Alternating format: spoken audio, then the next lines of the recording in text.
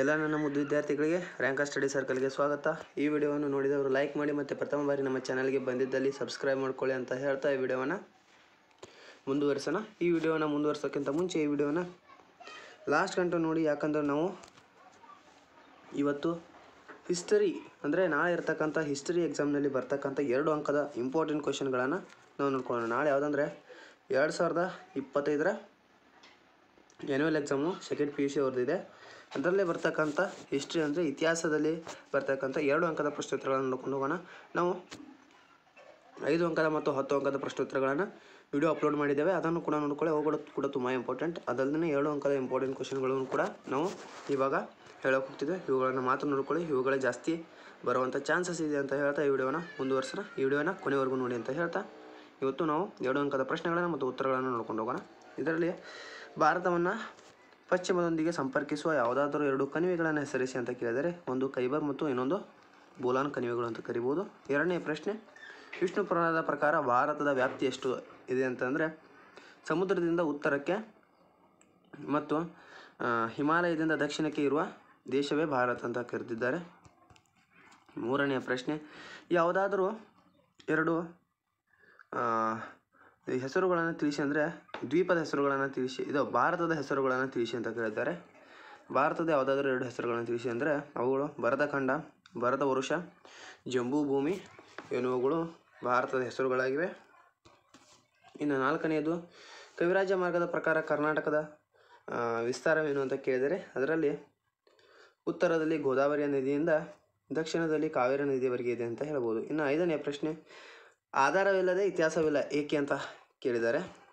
ಅದರ ಉತ್ತರ, ಇತಿಹಾಸಕಾರರು ಲಭ್ಯ ಮೂಲಾಧಾರಗಳ ಸಹಾಯದಿಂದ ಗತಕಾಲದ ಘಟನೆಗಳನ್ನು ಪುನರ್ರಚಿಸುವ ಪ್ರಯತ್ನ ಮಾಡುತ್ತಾರೆ, ಆದ್ದರಿಂದ ಆಧಾರವಿಲ್ಲದೆ ಇತಿಹಾಸವಿಲ್ಲ ಅಂತ ಕರೀಬೋದು. ಇನ್ನು 6ನೇ ಪ್ರಶ್ನೆ, ಸಿಂಧು ನಾಗರಿಕತೆಯಲ್ಲಿ ಪತ್ತೆಯಾದ ಯಾವುದಾದ್ರೂ 2 ನಗರಗಳನ್ನು ತಿಳಿಸಿ ಅಂತ ಕೇಳಿದರೆ ಅದರಲ್ಲಿ ಉತ್ತರ ಹರಪ್ಪ ಮತ್ತು ಮೊಹೆಂಜೊದಾರೋ ಅಂತ ಕರಿಬೋದು. 7ನೇ ಪ್ರಶ್ನೆ, ಹೊಸ ಶಿಲಾಯುಗದ ಯಾವುದಾದರೂ 2 ತಾಣಗಳನ್ನು ವಿವರಿಸಿ ಅಂತ ಕೇಳಿದರೆ ಅವುಗಳು ಯಾವ್ಯಾವ ಅಂದರೆ ಭಾರತದಲ್ಲಿ ಬರ್ತಕ್ಕಂಥ ಮಸ್ಕಿ, ರಾಯಚೂರಿನ ದೋಬಳ್ಳಾರಿ ಮತ್ತು ಕಾವೇರಿ ಅಂತ ಕರಿಬೋದು. ಇನ್ನು ತಮಿಳುನಾಡಿನ ತಿರುನಳ್ಳಲಿ ಮತ್ತು ಸಲೀಲಂ ಅಂತ ಕರಿಬೋದು. ಇನ್ನು ನೆಕ್ಸ್ಟ್ 8ನೇ ಪ್ರಶ್ನೆ, ಹಳೆಯ ಶಿಲಾಯುಗದ ಯಾವುದಾದ್ರೂ 2 ತಾಣಗಳನ್ನು ತಿಳಿಸಿ ಅಂತ ಕೇಳಿದರೆ ಅದರಲ್ಲಿ ಬರ್ತಕ್ಕಂಥವು ಕರ್ನಾಟಕದ ಬೆಳಗಾವಿ ಜಿಲ್ಲೆಯಲ್ಲಿ ಬರ್ತಕ್ಕಂಥ ಘಟಪ್ರಭಾ ಕಣಿವೆ ಮತ್ತು ರಾಯಚೂರಿನ ಜಿಲ್ಲೆಯ ಲಿಂಗ ಸುಗೂರು ಅಂತ ಕರಿಬೋದು. ಇನ್ನು 9ನೇ ಪ್ರಶ್ನೆ, ವೈದಿಕ ಕಾಲದ ಯಾವುದಾದ್ರೂ 2 ಮಹಿಳಾ ವಿದ್ವಾಂಸರನ್ನು ತಿಳಿಸಿ ಅಂತ ಕೇಳಿದರೆ ಅವರು ಯಾರ್ಯಾರು ಅಂದರೆ ಗಾರ್ಗಿ, ಮೈಥಿಲಿ, ಶಾಶ್ವತಿ, ಲೋಪಮುದ್ರಾ ಅಂತ ಕರಿಬೋದು. ಇನ್ನು 10ನೆಯ ಪ್ರಶ್ನೆ, ವೈದಿಕ ಕಾಲದಲ್ಲಿ ರಾಜನಿಗೆ ಯಾವ 2 ರಾಜಕೀಯ ಸಂಸ್ಥೆಗಳು ಸಹಾಯ ಮಾಡುತ್ತಿದ್ದವು ಯಾವುವು ಅಂತ ಕರಿಬೋದು. ಅವುಗಳಂದರೆ ಸಭಾ ಮತ್ತು ಸಮಿತಿಗಳು ಅಂತ ನಾವು ಕರಿಬೋದು. ಇನ್ನು 11ನೇ ಪ್ರಶ್ನೆ, ಯಾವುದಾದರೂ 2 ವೇದಗಳನ್ನು ತಿಳಿಸಿ ಅಂತ ಕೇಳಿದರೆ ವೇದಗಳು ಯಾವಂದರೆ ಋಗ್ವೇದ, ಯಜುರ್ವೇದ, ಸಾಮವೇದ, ಇನ್ನೊಂದು ಬರುತ್ತೆ ಅಥರ್ವ ವೇದ ಅಂತ. 4 ವೇದಗಳನ್ನು ನಾನು ಹೇಳಿದ್ದೇನೆ. ಇನ್ನು ನೆಕ್ಸ್ಟು 12ನೇ ಪ್ರಶ್ನೆ, ಹೊಯ್ಸಳರ ಯಾವುದಾದರೂ 2 ಪ್ರಸಿದ್ಧ ದೇವಾಲಯಗಳನ್ನು ಹೆಸರಿಸಿ ಅಂತ ಕೇಳಿದ್ದಾರೆ. ಅವುಗಳು ಯಾವ್ಯಾವ ಅಂದರೆ ಬೇಲೂರಿನ ಚೆನ್ನಕೇಶವ ದೇವಾಲಯ ಮತ್ತು ಹಳೆಬೀಡಿನ ಹೊಯ್ಸಳೇಶ್ವರ ದೇವಾಲಯಗಳು ಅಂತ ನಾವು ಕರಿಬೋದು. ಇನ್ನು 13ನೆಯ ಪ್ರಶ್ನೆ, ರನ್ನನ ಯಾವುದಾದ್ರೂ 2 ಕೃತಿಗಳನ್ನು ಹೆಸರಿಸಿ ಅಂತ ಕೇಳಿದರೆ ರನ್ನನ ಕೃತಿಗಳು ಯಾವಂದರೆ ಅಜಿತನಾಥ ಪುರಾಣ ಮತ್ತು ಸಾಹಸ ಭೀಮ ವಿಜಯ ಅಂತ ಕರಿಬೋದು. ಇನ್ನು 15ನೇ ಪ್ರಶ್ನೆ, ವಿಷ್ಣುವರ್ಧನ ಯಾವುದಾದ್ರೂ 2 ಬಿರುದುಗಳನ್ನು ತಿಳಿಸಿ ಅಂತ ಕೇಳಿದರೆ ಅವುಗಳು ತಲಾಕಾಡುಗೊಂಡ, ಕಂಚಿಗೊಂಡ ಎಂಬ ಬಿರುದುಗಳನ್ನು ಅವನು ಹೊಂದಿದ್ದನು. ಇನ್ನು 16ನೇ ಪ್ರಶ್ನೆ, ದೆಹಲಿಯನ್ನಾಳಿದ ಯಾವುದಾದರೂ 2 ಸುಲ್ತಾನ ಸಂತತಿಯನ್ನು ಹೆಸರಿಸಿ ಅಂದರೆ ಫಸ್ಟ್ನೇದಾಗಿ ಬರುತ್ತೆ ಗುಲಾಮಿ ಸಂತತಿ, ಆಮೇಲೆ ಖಿಲ್ಜಿ ಸಂತತಿ ಬರುತ್ತೆ. ಇದು ಫಸ್ಟು, ಇದು ಸೆಕೆಂಡು, ಆಮೇಲೆ ಸೈಯದ್ ಸಂತತಿ, ಲೋಧಿ ಸಂತತಿ, ತುಘಲಕ್ ಸಂತತಿ, ಇನ್ನು 2-3 ಸಂತತಿಗಳು ಬರುತ್ತೆ. ಇವುಗಳ ಅಷ್ಟನ್ನು ಇದರಲ್ಲಿ 2 ಹೆಸರಿಸಿದರೆ ಸಾಕು ಅಂತ ನಾವು ಹೇಳ್ತೇವೆ. ಇನ್ನು 17ನೇ ಪ್ರಶ್ನೆ, ತುಘಲಕ್ ಕಾಲದ 2 ಇತಿಹಾಸಕಾರರನ್ನು ಹೆಸರಿಸಿ ಅಂತ ಕೇಳಿದರೆ ಅವರಲ್ಲಿ ಜಿಯಾವುದ್ದೀನ್ ಬರಾನಿ ಮತ್ತು ಇಬ್ನ್ ಬತೂತಾ ಅಂತ ಕರಿಬೋದು. ಇನ್ನು ನೆಕ್ಸ್ಟು ಮೊಹಮ್ಮದ್ ಬಿನ್ ತುಘಲಕನ ರಾಜಧಾನಿಯ ವರ್ಗಾವಣೆ ಮಾಡಿದ್ದಕ್ಕೆ ಯಾವುದಾದರೂ 2 ಕಾರಣಗಳನ್ನು ತಿಳಿಸಿ ಅಂತ ಕೇಳಿದರೆ, ಅದರಲ್ಲಿ ಪ್ರಥಮವಾಗಿ ಮಂಗೋಳ ದಾಳಿಯಿಂದ ರಾಜಧಾನಿಯನ್ನು ರಕ್ಷಿಸಲು ಸಲುವಾಗಿ ಸುಲ್ತಾನ ತನ್ನ ರಾಜಧಾನಿಯನ್ನು ದೆಹಲಿಯಿಂದ ದೇವಗಿರಿಯವರೆಗೆ ಸ್ಥಳಾಂತರಿಸಲು ನಿರ್ಧಾರ ಮಾಡ್ತಾನೆ. ಇನ್ನು 19ನೇ ಪ್ರಶ್ನೆ, ಎರಡನೇ ತರೈನ್ ಕದನ ನಡೆದ ವರ್ಷ ಯಾವುದು ಮತ್ತು ಯಾರ ನಡುವೆ ನಡೆಯಿತು ಅಂತ ಕೇಳಿದರೆ, ಇದರಲ್ಲಿ 1992ರಲ್ಲಿ ಮೊಹಮ್ಮದ್ ಗೌರಿ ಮತ್ತು ಪೃಥ್ವಿರಾಜ್ ಚೌಹಾಣ್. ಗೌರಿ ಅಲ್ಲ, ಇದು ಗೋರಿ. ಇನ್ನು ನೆಕ್ಸ್ಟು 20ನೇ ಪ್ರಶ್ನೆ, ತಾರೀಖಿ ಫಿರೋಜಾಯಿ ಅನ್ನು ಬರೆಯಲು ಆರಂಭಿಸಿದವರು ಯಾರು ಮತ್ತು ಅದನ್ನು ಪೂರ್ಣಗೊಳಿಸಿದವರು ಯಾರು ಅಂತ. ಇಲ್ಲಿ 2 ಕವಿಗಳು ಬರ್ತಾರೆ. ಅವುಗಳು ಯಾರ್ಯಾರು ಅಂತ ನೋಡ್ಬೋದು.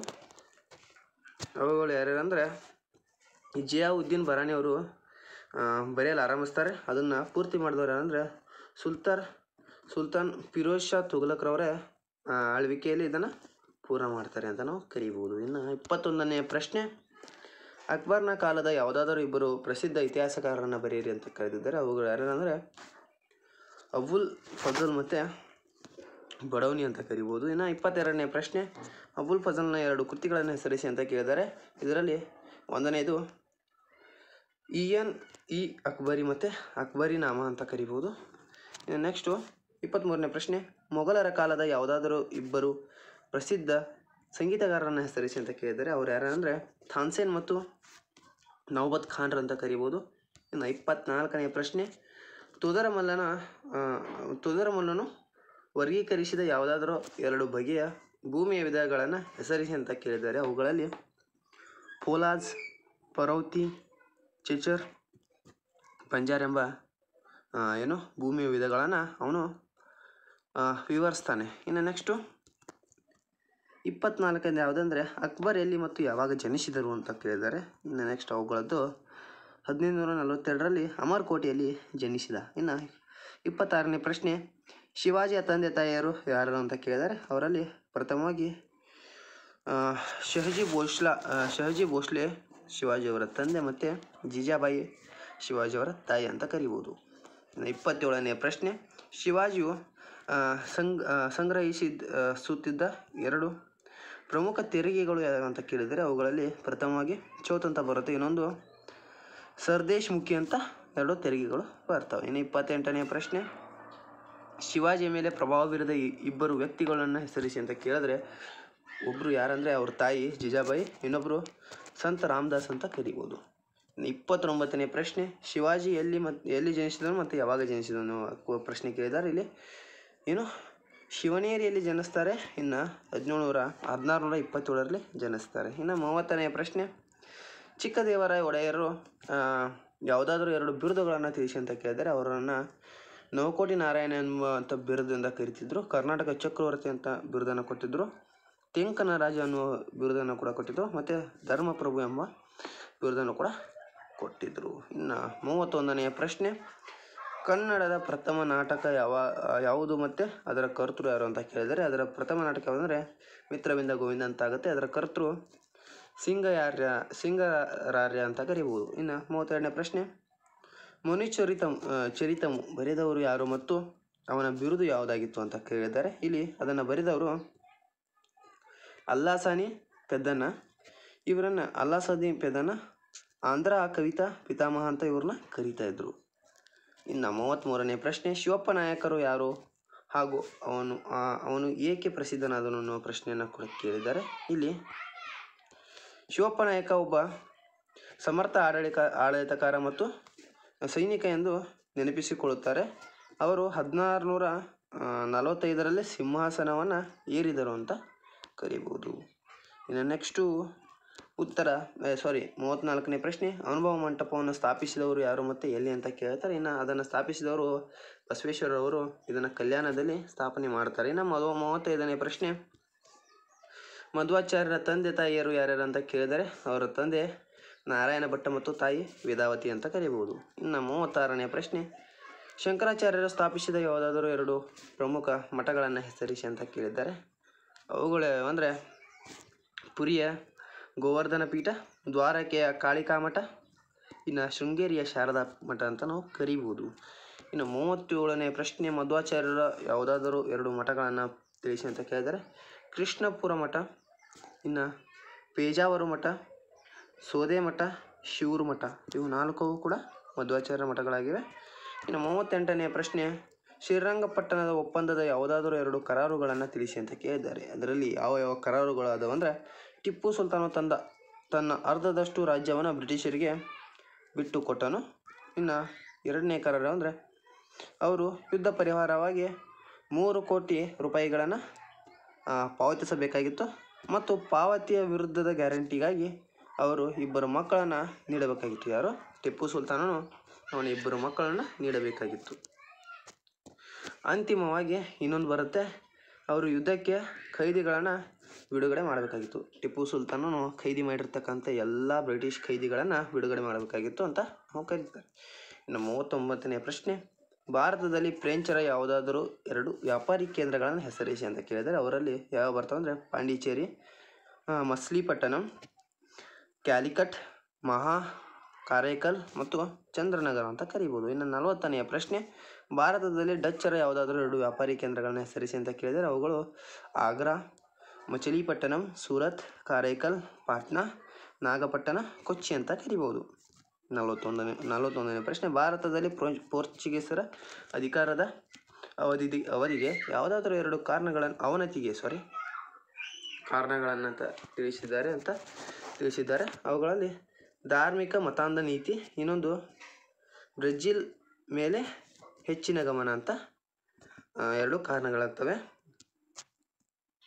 ಇನ್ನು 42ನೇ ಪ್ರಶ್ನೆ, ದತ್ತು ಪುತ್ರರಿಗೆ ಹಕ್ಕಿಲ್ಲ ಎಂಬ ನೀತಿಯನ್ನು ಬ್ರಿಟಿಷರು ವಶಪಡಿಸಿಕೊಂಡ ಯಾವುದಾದ್ರೂ 2 ರಾಜ್ಯಗಳನ್ನು ತಿಳಿಸಿ ಅಂತ ಕೇಳಿದರೆ ಅದರಲ್ಲಿ ಪ್ರಮುಖವಾಗಿ ಸತಾರಾ ಬರುತ್ತೆ, ಸಂಬಲ್ಪುರ್ ಬರುತ್ತೆ, ಉದಯಪುರ ಬರುತ್ತೆ, ಝಾನ್ಸಿ, ಹೀಗೆ ಹಲವಾರು ಬರ್ತವೆ.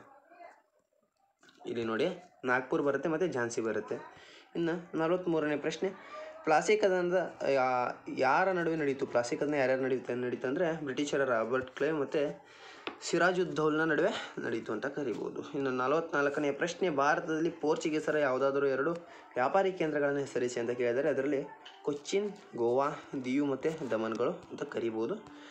ಇನ್ನು 45ನೆಯ ಪ್ರಶ್ನೆ, ರೈತವಾರಿ ಪದ್ಧತಿ ಎಂದರೇನು ಅಂತ ಕೇಳಿದರೆ ಈ ಪದ್ಧತಿಯನ್ನು ಬಾಂಬೆ ಮತ್ತು ಮದ್ರಾಸಿನ ಪ್ರಾಂತ್ಯಗಳಲ್ಲಿ ಜಾರಿಗೊಳಿಸಲಾಯಿತು. ಈ ಪದ್ಧತಿ ಅಡಿಯಲ್ಲಿ ಏನು ಬರುತ್ತೆ ಅಂದರೆ ಈಸ್ಟ್ ಇಂಡಿಯಾ ಕಂಪನಿಯು ರೈತರು ಮತ್ತು ಅಥವಾ ಕೃಷಿಕರೊಂದಿಗೆ ನೇರ ಒಪ್ಪಂದವನ್ನು ಮಾಡಿಕೊಳ್ತಾರೆ. 46ನೇ ಪ್ರಶ್ನೆ, ಭಾರತದಲ್ಲಿ ಬ್ರಿಟಿಷರು ಜಾರಿಗೆ ತಂದ ಯಾವುದಾದ್ರೂ 2 ಭೂ ಕಂದಾಯ ಪದ್ಧತಿಗಳನ್ನು ಹೆಸರಿಸಿ ಅಂತ ಕೇಳಿದರೆ ಅವರಲ್ಲಿ ಒಂದು ಜಮೀನ್ದಾರಿ ಪದ್ಧತಿ ಬರುತ್ತೆ, ಇನ್ನೊಂದು ರೈತವಾರಿ ಪದ್ಧತಿ ಬರುತ್ತೆ, ಇನ್ನೊಂದು ಮಹಲ್ವಾರಿ ಪದ್ಧತಿ ಬರುತ್ತೆ. ಇವು 3 ಕೂಡ ಬೇರೆ ಬೇರೆಯಾಗಿವೆ. 47ನೇ ಪ್ರಶ್ನೆ, ಮಹಲ್ವಾರಿ ಪದ್ಧತಿ ಎಂದರೇನು ಅಂತ ಪ್ರಶ್ನೆಯನ್ನು ಕೇಳಿದರೆ ಅದೇನೆಂದರೆ ಈಸ್ಟ್ ಇಂಡಿಯಾ ಕಂಪನಿ ಮಹಲ್ನೊಂದಿಗೆ ಒಪ್ಪಂದ ಮಾಡಿಕೊಂಡಿತು. ಮಹಲೊಂದು ಕಂದಾಯ ಘಟಕವಾಗಿದ್ದು ಒಂದಕ್ಕಿಂತ ಹೆಚ್ಚು ಹಳ್ಳಿಗಳನ್ನು ಒಳಗೊಂಡಿರ್ತಿತ್ತು ಅಂತ ಹೇಳಬಹುದು. ಇನ್ನು 48ನೇ ಪ್ರಶ್ನೆ, ಪೂನಾ ಒಪ್ಪಂದಕ್ಕೆ ಸಹಿ ಮಾಡಿದವರು ಯಾರ್ಯಾರು ಅಂದರೆ ಮಹಾತ್ಮ ಗಾಂಧಿ ಮತ್ತು ಡಾಕ್ಟರ್ BR ಅಂಬೇಡ್ಕರ್ ಅವರು ಅಂತ ಕರೀಬಹುದು. ಇನ್ನು ನೆಕ್ಸ್ಟ್ 49ನೇ ಪ್ರಶ್ನೆ, ಗಾಂಧೀಜಿಯವರು ಅಧ್ಯಕ್ಷತೆ ವಹಿಸಿದಂಥ ಏಕೈಕ ಕಾಂಗ್ರೆಸ್ ಅಧಿವೇಶನ ಎಲ್ಲಿ ಜರುಗಿತು ಮತ್ತು ಯಾವಾಗ ಅಂತ ಕರಿಬೋದು. ಇದು 1927ರಲ್ಲಿ ಕರ್ನಾಟಕದ ಬೆಳಗಾವಿಯಲ್ಲಿ ಇದು ಆಯಿತು ಅಂತ ಕೇಳಬಹುದು. ಇನ್ನು 50ನೆಯ ಪ್ರಶ್ನೆ, ಬಂಗಾಳವನ್ನು ಯಾರು ಮತ್ತು ಯಾವಾಗ ವಿಭಜಿಸಿದರು? ಬಂಗಾಳವನ್ನು 1905ರಲ್ಲಿ ಲಾರ್ಡ್ ಕರ್ಜನ್ ರವರು ವಿಭಜನೆ ಮಾಡ್ತಾರೆ. ಇನ್ನು 51ನೆಯ ಪ್ರಶ್ನೆ, ಯಾರಾದರೂ 2 ಮಂದಗಾಮಿಗಳ ಹೆಸರುಗಳನ್ನು ಹೆಸರಿಸಿ ಅಂತ ಕೇಳಿದ್ರೆ ಮಂದಗಾಮಿಗಳು ಯಾರು ಬರ್ತಾರೆ ಅಂದರೆ ಗೋಪಾಲ ಕೃಷ್ಣ ಗೋಖಲೆ, ಸುರೇಂದ್ರನಾಥ್ ಬ್ಯಾನರ್ಜಿ, ದಾದಾಬಾಯಿ ನವರೋಜಿರವರು ಬರುತ್ತಾರೆ. ಇನ್ನು 52ನೇ ಪ್ರಶ್ನೆ, ಕರ್ನಾಟಕದ ಏಕೀಕರಣ ಚಳವಳಿ ಯಾವುದರ ನಡುವೆ ಯಾವುದಾದ್ರು 2 ನಾಯಕರನ್ನು ಹೆಸರಿಸಿ ಅಂತ ಕೇಳಿದ್ದಾರೆ. ಕರ್ನಾಟಕ ಏಕೀಕರಣ ಚಳವಳಿಯ ಯಾವುದಾದ್ರೂ 2 ನಾಯಕರ ಹೆಸರುಗಳನ್ನು ಹೆಸರಿಸಿ ಅಂತ ಕೇಳಿದ್ದಾರೆ. ಅವ್ರು ಯಾರಂದರೆ ಆಲೂರು ಕೃಷ್ಣರಾಯರು ಮತ್ತು ಸಿದ್ದಪ್ಪ ಕಂಬಳಿ ಅಂತ ಕರಿಬೋದು. ಇನ್ನು 53ನೇ ಮತ್ತು ಕೊನೆಯ ಪ್ರಶ್ನೆ ಯಾವುದಂದರೆ GVP ಸಮಿತಿಯನ್ನು ಯಾವುದಾದ್ರೂ 2 ಸದಸ್ಯರನ್ನು ಹೆಸರಿಸಿ ಅಂತ ಕೇಳಿದ್ದಾರೆ. ಅವರು ಯಾರ್ಯಾರಂದರೆ ಜವಾಹರ್ಲಾಲ್ ನೆಹರು, ವಲ್ಲಭಾಯ್ ಪಟೇಲ್ ಮತ್ತು ಪಟ್ಟಾಭಿಷಿತ ರಾಮಯ್ಯ ಅಂತ ಕರಿಬೋದು. ಈ ವಿಡಿಯೋದಲ್ಲಿ ನಾವು ನಾಳೆ ಬರ್ತಕ್ಕಂಥ 2 ಮಾರ್ಕ್ನ ಇಂಪಾರ್ಟೆಂಟ್ ಕ್ವಶನ್ಗಳನ್ನು ಎಲ್ಲನೂ ನೋಡ್ಕೊಂಡಿದ್ದೇವೆ. ನಾಳೆ ಇತಿಹಾಸದ ಎಕ್ಸಾಮ್ ಇರುವ ಕಾರಣ ಎಲ್ಲರೂ ಚೆನ್ನಾಗಿ ಓದ್ಕೊಳ್ಳಿ ಮತ್ತು ಒಳ್ಳೆಯ ಅಂಕಗಳನ್ನು ಪಡೆಯಿರಿ. ಈ ವಿಡಿಯೋನ ಕೊನೆವರೆಗೂ ನೋಡೋದ್ರಿಂದ ನಿಮಗೆ ಇಲ್ಲಿ ಬರ್ತಕ್ಕಂಥ ಪ್ರಶ್ನೋತ್ತರಗಳು ಎಕ್ಸಾಮ್ನಲ್ಲಿ ಜಾಸ್ತಿ ಅಂದರೆ ಇವೇ ಬರ್ತವೆ. ಇವು ಬಿಟ್ಟು ಯಾವ ಬರೋದಿಲ್ಲ. ಅದಕ್ಕೋಸ್ಕರ ಈ ವಿಡಿಯೋನ ನೋಡ್ಕೊಳ್ಳಿ ಅಂತ ನಾನು ಆವಾಗಲೇ ಹೇಳಿದ್ದೆ. ಈ ವಿಡಿಯೋನ ನೋಡಿದವರು ನಮ್ಮ ಚಾನಲ್ನ ಸಬ್ಸ್ಕ್ರೈಬ್ ಮಾಡ್ಕೊಳ್ಳಿ ಮತ್ತು ಈ ವಿಡಿಯೋನ ಲೈಕ್ ಮಾಡಿ ಮತ್ತು ಎಲ್ಲರಿಗೂ ಶೇರ್ ಮಾಡಿ ಬೆಲ್ ಐಕಾನನ್ನು ಒತ್ತೋದ್ರ ಮುಖಾಂತರ ನಮಗೆ ಸಪೋರ್ಟ್ ಮಾಡಿ ಅಂತ ಹೇಳ್ತಾ ಈ ವಿಡಿಯೋನ ಮುಕ್ತಾಯ ಮಾಡೋಣ.